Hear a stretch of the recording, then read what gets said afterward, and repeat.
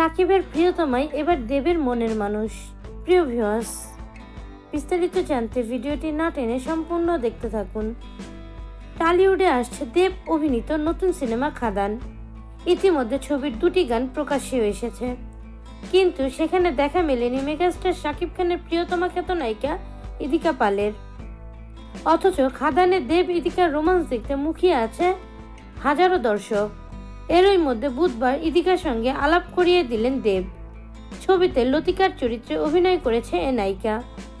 বোঝা গেল খাদানের পোস্টার দেখেই।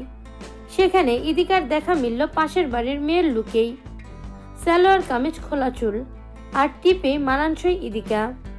লতিকার চরিত্রটা ঠিক কেমন হবে তার আভাসও দিয়েছেন অভিনেতা ও প্রযোজক দেব। ক্যাপশনে লেখা, মনের মানুষ, প্রাণের মানুষ, সুখ দুঃখের সাথী, হাত ধরে সে চলার পথে ভুলে কান্না হাসি। জানা গেছে ভালো খারাপ সব পরিস্থিতিতে হাত ছাড়বেন না এমন মানুষ লতিকা। কাছের মানুষকে যেমন আগলে রাখতে পারে লতিকা, মুড়ে রাখতে পারে ভালোবাসায়। যে ভালোবাসতে জানে কিন্তু প্রয়োজনে সে আবার কঠোরও হতে পারে। হাসি মুখে সব পরিস্থিতির মোকাবেলা করতে পারে লতিকা। দেবের বিপরীতে ছোট পর্দার একাধিক নায়িকা দেখা গেছে এই সিনেমায়। ইদিকাও তার ব্যতিক্রম নয়। প্রিয়তমা ছবিতে ঢাকাই সুপারস্টার শাকিব খানের সঙ্গে ইদিকার জুটি বেশ সাড়া ফেলেছিল বাংলাদেশে। এবার ইদিকার রসায়ন দেখতে মুখিয়ে আছে বাংলাদেশ ও কলকাতাবাসী।